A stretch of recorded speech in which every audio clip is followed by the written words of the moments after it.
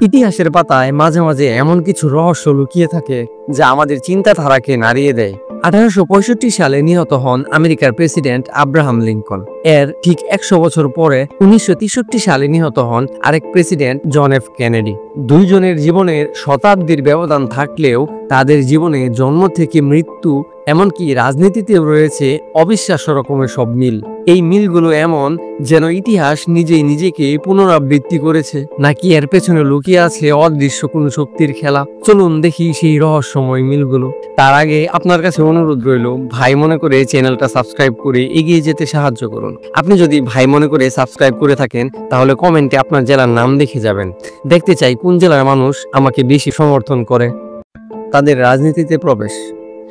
Abraham Lincoln কংগ্রেসে নির্বাচিত হন 1846 সালে, আর কেনেডি নির্বাচিত হন ঠিক 100 বছর পর 1946 সালে প্রেসিডেন্ট হওয়া। আব্রাহাম লিঙ্কন আমেরিকার প্রেসিডেন্ট হন 1860 সালে, আর কেনেডি প্রেসিডেন্ট হয় 1960 সালে। হত্যাকাণ্ড। আব্রাহাম লিঙ্কন নিহত হন 14 এপ্রিল 1865, আর কেনেডি নিহত হয় 22 নভেম্বর 1963। দুজনকেই মাথায় গুলি করে হত্যা করা হয়। আব্রাহাম লিঙ্কন গিয়েছিলেন ওয়াশিংটন ডিসির ফোর্ড থিয়েটারে, আর কেনেডি গিয়েছিলেন টেক্সাসের ডালাস শহরে একটি খোলা গাড়িতে। দুজনেই স্ত্রী সহ প্রকাশ্যে গিয়েছিলেন। ঘাতকদের পরিচয়ের মধ্যে রয়েছে অদ্ভুত মিল। দুজন ঘাতকের নামই 3 শব্দে ও 15 অক্ষরে গঠিত, যেমন লিঙ্কনের ঘাতক জন উইকস বুথ আর কেনেডির ঘাতক লি হার্ভি অসওয়ার্ড। ঘাতকদের গ্রেপ্তারেরও মিল রয়েছে।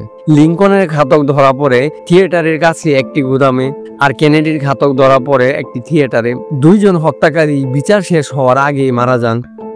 সন্তানদের নাম ও জন্মসালের মিল। আব্রাহাম লিঙ্কনের সন্তান অ্যান্ড্রু জনসন, যার জন্ম হয়েছিল 1808 সালে, আর কেনেডির সন্তান লিন্ডন বি জনসন, যার জন্ম হয়েছিল 1908 সালে।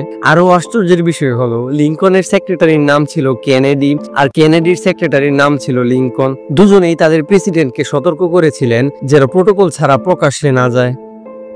ভাবুন তো, 1 শতাব্দীর ব্যবধান, কিন্তু ঘটনাগুলো যেন একই ধাঁচে লেখা। এটা কি কেবল কাকতালীয়, নাকি এর আড়ালে লুকানো আছে ইতিহাসের কোনো অদৃশ্য রহস্য? আপনার কি মনে হয় এই দুজন ব্যক্তির জীবনের অদ্ভুত মিলের রহস্য কি? কমেন্টে জানাতে ভুলবেন না।